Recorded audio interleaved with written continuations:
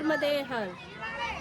आज मैं उस स्थान पर आई हूँ जहाँ पर हमारे कुल देवता का स्थान है और यहाँ पर पंच कुल देवता हैं जो हमारे परिवार में माना जाता है। वहाँ पर इस पूरे स्थानीय परिवेश में 5 कुल देवता हैं जिनमें से एक सिद्धखेड़े बाबा है। यहाँ पर बताया जाता है कि बहुत करीब 100 साल पहले एक सिद्ध बाबा आए थे और उन्होंने यहाँ पर साधना की थी।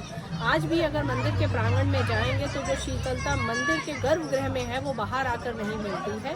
ये हमारे आध्यात्म की, ऋषि मुनियों की, तपस्वियों की, साधकों की एक शक्ति है जो बहुत रहस्यमयी तरीके से उन लोगों तक पहुँच सकती है जो उसकी अनुभूति के लिए जागृत है।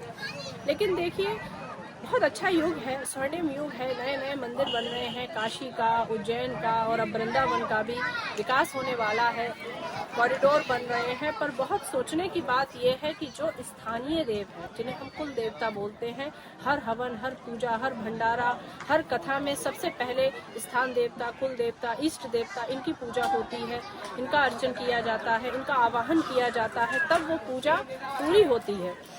और आज ये वो स्थान थे जो कम से कम मेरे बचपन में, मुझे जब मैं 5, 6, 7 साल की थी, मुझे याद है मैं आती थी तो एक रौनक होती थी। सब स्थानीय लोग, आसपास के गांव के लोग, कोई एक निश्चित दिन होता था इनका, एक सूत्र में बनते हुए आते थे। यहाँ मेला लगता था किसी एक समय जिसमें लाखों की संख्या में दुकानें होती थी, लोगों का मिलने का एक ढंग होता था, अर्थव्यवस्था भी सही होती थी। लेकिन अब नए नए मंदिर जब से बन गए हैं तब से जो पुराने मंदिर हैं, जो हमारे कुल देवता से जुड़े मंदिर हैं, उनके प्रति हमारी उदासीनता आ गई है। उसके कई कारण हैं। एक तो जो गांव का युवा है वो रोजगार के लिए शहर की तरफ भाग रहा है और गांव के जो बुजुर्ग हैं उनकी आयु और उनका स्वास्थ्य अब इतना सक्षम नहीं है कि वो वहां जाकर उनको इतना पूजा वहां जाकर कर सकें, भंडारे करा सकें। वो उतनी अवस्था उनकी नहीं बची है जो युवा में हो सकता है। मैं भैया को बड़ा धन्यवाद देती हूँ इस बात के लिए कि जब मैंने कहा कि मैं एक छोटा भंडारा कराना चाहती हूँ, भगवान को धन्यवाद देने के लिए कि सब महाकुंभ में अच्छे से पूर्ण हो गया। तो भैया का ये कदम था कि हम अपने कुल देवता के स्थान पर ही इसे कराएंगे। तो ये केवल हमारे परिवार के कुल देवता नहीं है, आसपास के जितने भी 100-200 गांव हैं उनके कुल देवता ये यहाँ पर है। इतनी इनकी मान्यता है। लेकिन धीरे धीरे जो एक यज्ञशाला आप देखेंगे, यहाँ पर जब यज्ञ होता था तो लाखों की संख्या में लोग आते थे। इसकी परिक्रमा के लिए दिन रात इतना स्थान भी नहीं मिलता था कि चल भी पाए। पूरा ये मैदान जो आप देख रहे हैं पूरा भरा पड़ा हुआ होता था आदमियों से।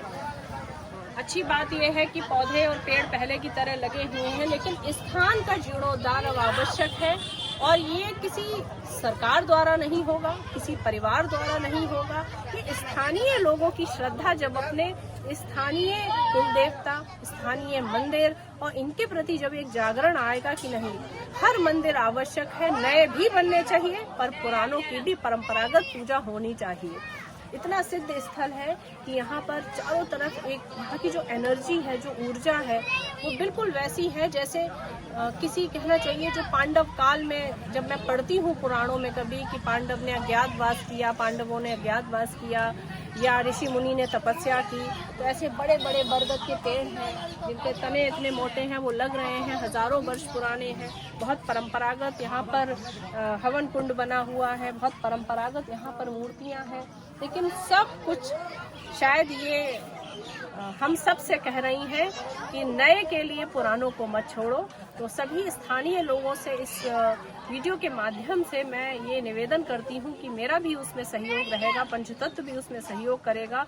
पर ऐसे वो सारे स्थान जो हिंदुओं के लिए एक ऐसा स्थान थे जहाँ लाख लोग एक मेले पर जुड़ जाते थे, एक आवास पर जुड़ जाते थे, जहाँ अमावस और पूर्णिमा पर जगह रखने को, पैर रखने को जगह नहीं होती थी, अब वो सूने पड़े हैं और ऐसे थोड़े से नीरस पड़े हैं। ये देखकर दुख हो रहा है।